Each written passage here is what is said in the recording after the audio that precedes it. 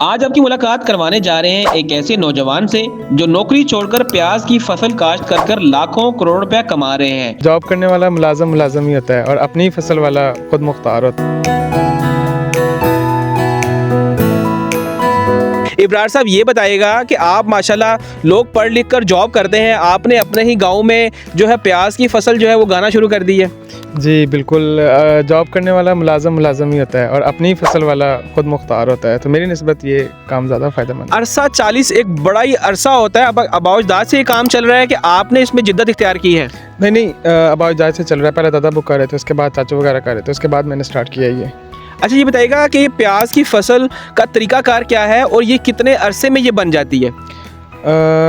तकरीबन डेट इसकी 4 महीने है। ये 4 महीने की उम्र में ये तैयार हो जाती है और तरीक़ाकार इसका पनीरी वगैरह पहले काश्त की जाती है। पनीरी के बाद इसको मेन शिफ्ट किया जाता है जहाँ पे ये तैयार होती है, आगे फाइनल लगाई जाती है। अच्छा ये बताइएगा कि हमारी नौजवान नस्ल को ये पनीरी का नहीं पता होता, ये पनीरी क्या होती है और इसको किसे कहते हैं और उसके बाद क्या मराहिल होते हैं? थोड़े से आसान अल्फाज में बताइएगा कि जो हमारे मम्मी डैडी जो बच्चे हैं जो जिनका इससे चीज़ों का नहीं पता, जो देहाती नहीं है, उनके लिए आसानी पैदा हो जाए। पनीरी कहते हैं मेन पंजाबी में, अगर मैं बोलूँ तो कान, प्याज का कान। तो पहले इसका तरीकाकार ये है कि पहले बीज लिया जाता है, जैसे हाइब्रिड है या देसी है, तो बीज लिया जाता है। बीज को ज़मीन तैयार की जाती है, उसके बाद उसको वहाँ पे उगाया जाता है खिलियों के हिसाब से भी और क्यारियों के हिसाब से भी। उसके बाद इसको वहाँ पे 35 से 40 दिन 45 दिन तक रख के उसके बाद इसे मेन शिफ्ट किया जाता है आगे।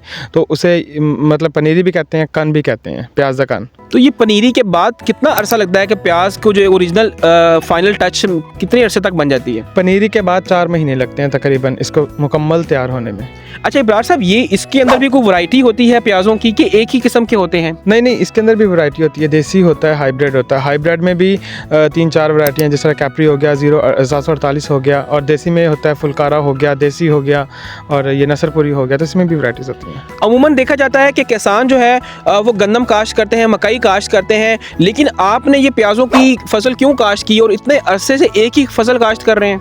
देखें, ये जैसे भी है, दूसरी फसल जो है वो नुकसान दे देती है आपको, या उसकी कम हो गई तो वो नुकसान हो गया, या रेट गिर गया, तो ये दोनों तरफ से आपके नफ़ा बख्श है। अगर रेट लग जाए तो आपका डबल फ़ायदा होता है, अगर ना भी खुदा ना खास्ता रेट ना लगे तो ये अपने वज़न के हिसाब से अपने पूरी कर जाती है। तो इसलिए हमें दूसरे फसलों की निस्बत ये ज़्यादा फ़ायदेमंद है। अच्छा ये बताइएगा कि इसमें 1 एकड़ में कितनी ये प्याज जो है वो लगता है और इसे कितना फ़ायदा देता है? ये डिफरेंट होता है, सीज़न वाइज और होता है इसका। देसी जो अब जिसमें हम खड़े हैं ये देसी है, ये और है। अब इसके बाद जो लगाएंगे वो हाइब्रिड, वो और होगा, तो उसकी औस जो होती है वो और होती है, इसकी औस और होती है। तो दोनों तीनों में डिफरेंट होती हैं। तो ये हर फसल जो है वो आपको हर फसल में कितने के पैसे बच जाते हैं, कोई इसका एस्टीमेट है ताकि हमारी ऑडियंस जो है वो मोटिवेट भी हो सके इससे? सीज़न वाइज अगर लगाई जाए, जिस तरह पहले की फसलें गई हैं, तो उसमें हाफ भी प्रॉफिट हुआ है, या हाफ से ज़्यादा भी कह सकते हैं कि प्रॉफिट हुआ है।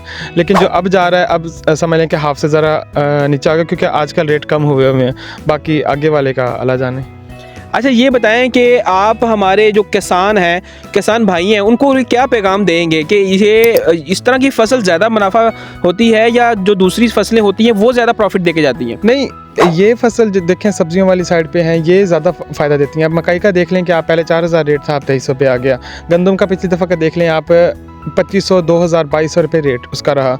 उसके बाद औसत भी उसकी नहीं थी। तो मेरी निस्बत में उन सारी दूसरी फसलों से ये ज़्यादा फ़ायदेमंद है। अच्छा ये बताएं, आप कुछ इसमें कोई रिसर्च करके ये उगाते हैं कि वैसे ही जैसे पुराने किसान उगाते हैं वैसे ही कर रहे हैं, या कोई नई तब्दीली लेकर आए हैं इस फसल में? नहीं, थोड़ी बहुत चेंजिंग तो आती रहती है वक्त के साथ साथ, और उसके बाद बाकी जो तजर्बा होता है वो पुराना, और बाकी जो चेंजिंग करनी होती है वो वक्त के साथ साथ होती रहती है।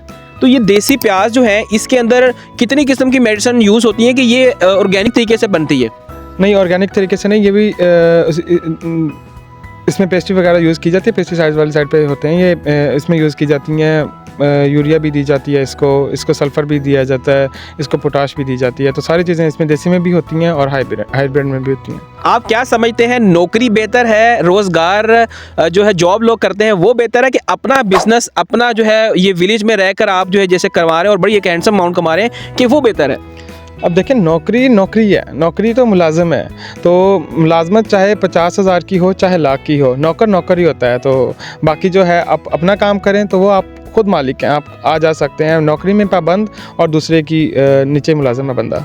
तो आखिर में हमारी नौजवान नस्ल यूथ को क्या पैगाम देंगे जो एग्रीकल्चर से रिलेटेड हैं, उनके लिए कोई मैसेज है आपके लिए?